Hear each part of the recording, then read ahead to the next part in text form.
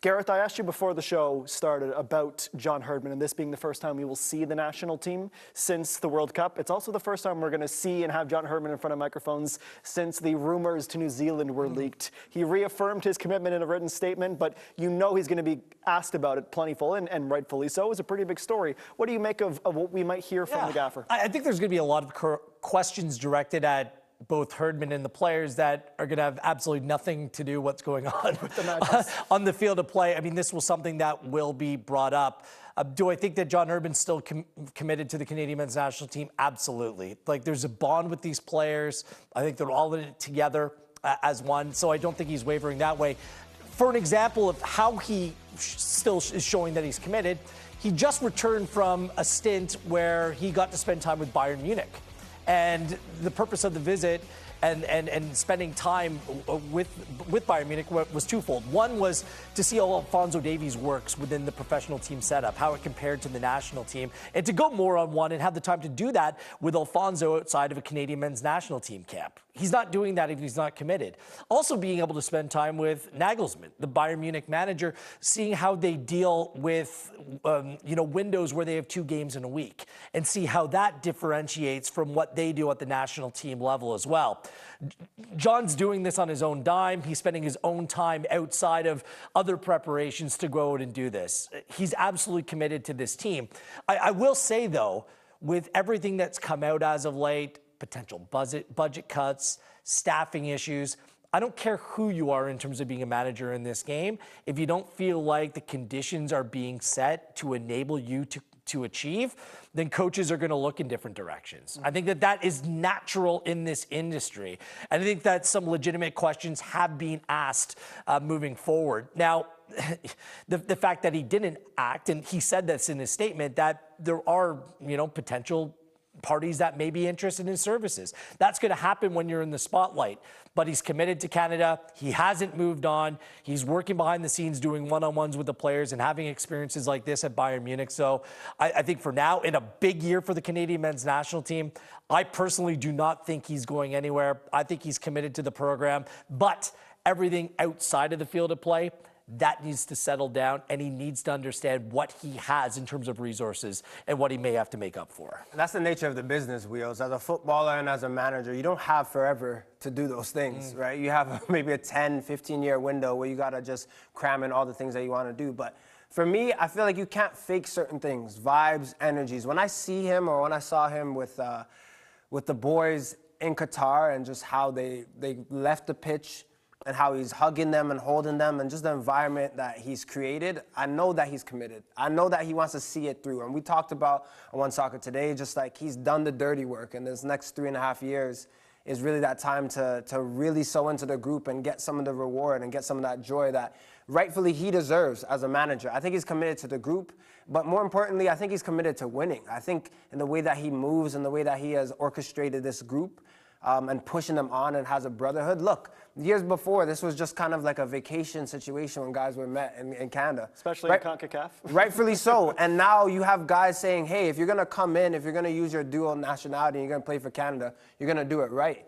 And that culture, that comes from him. So I think that commitment is apparent. I think everyone should respect it. Well, there's big games on the horizon, okay? I think that he in this country still has something to prove in the Nations League, trying to win this tournament.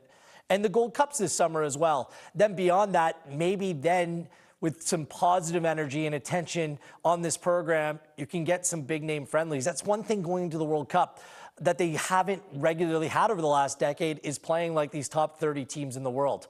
They need to play more teams like that on a regular basis and be a team that other countries want to play against as well. I do still think that there's area for him and his team to show even more than what they've achieved already.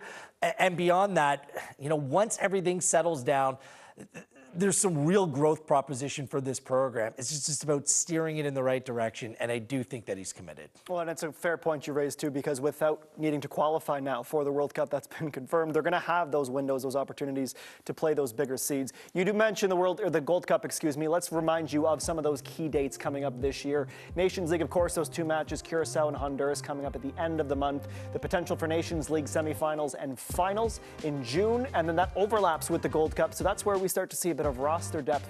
More on that in a moment. The friendlies, if Canada remain in the top 4 of Concacaf, you expect to see that qualification process and everything beginning for Copa America around that time as well, and the Nations League quarterfinals as well.